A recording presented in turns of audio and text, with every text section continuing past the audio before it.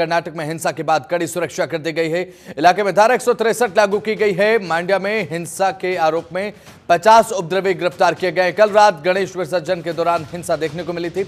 विसर्जन में पथराव के बाद हिंसा भड़की थी। कई गाड़ियों, दुकानों में आगजनी को अंजाम दिया गया था। कर्नाटक के मंड्या जिले में बुधवार रात दो समूहों के बीच में झड़प देखने को मिली थी। विसर्जन के दौरान यहां पर ये झड़प देखने को मिली और आगजनी में ये झड़प तब्दील हो गई। पथराव भी देखने को मिला था। विसर्जन में पथराव के बाद हिंसा भड़क उठी और यहां पर कई कपड़ों के शोरूमों को बताया जा रहा है कि आग के हवाले भी किया गया। कई गाड़ियों में आग लगा दी गई, दुकानों में आगजनी देखने को मिली।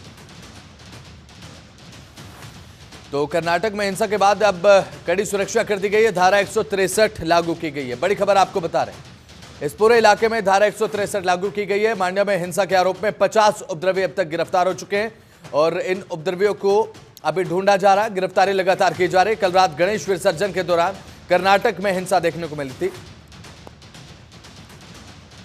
तो विसर्जन के दौरान पथराव देखने को मिला था। कई गाड़ियों, दुकानों में आग लगा दी गई थी।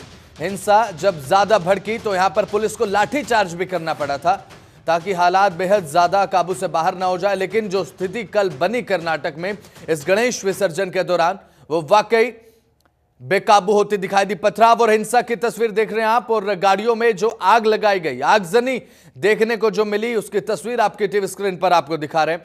ये कल उस समय की तस्वीर है जब गणेश विसर्जन के दौरान यहां पर पथराव किया गया था।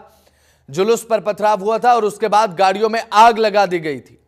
तो कई गाड़ियों को यहां पर फूंक दिया गया। दुकानों में, कपड़ों के शोरूम्स में आग लगा दी गई, आगजनी की गई। पहले पथराव हुआ, हिंसा में तब्दील हुई, झड़प हुई, पथराव हुआ। उसके बाद यहां पर जो नौबत है वो आगजनी तक आ गई। उसके बाद बताया जा रहा है कि यहां पर लाठीचार्ज भी पुलिस को करना पड़ा ताकि हालात जो है वो अंडर कंट्रोल रखे जा सके। लेकिन भीड़ बेहद ज्यादा थी, इसलिए जब स्थिति आउट ऑफ कंट्रोल हुई तो अब धारा 163 इस पूरे इलाके में लगा दी गई।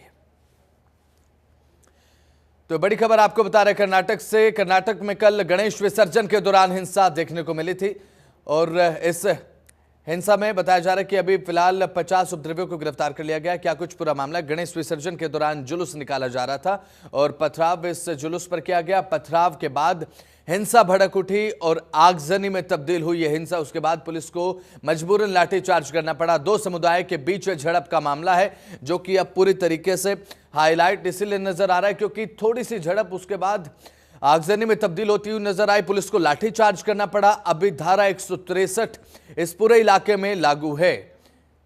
कर्नाटक में मांड्या में हिंसा देखने को मिली और आगजनी हुई। आगजनी के बाद पुलिस को लाठीचार्ज करना पड़ा ताकि जो सिचुएशन थी वो लॉ एंड ऑर्डर की सिचुएशन को चुनौती देती न नजर आए, इसलिए। लेकिन इसके बावजूद भी जो स्थिति थी वो बेकाबू जब हुई तो यहां पर लाठीचार्ज किया गया। उसके बाद धारा 163 अब इस पूरे इलाके में लागू है।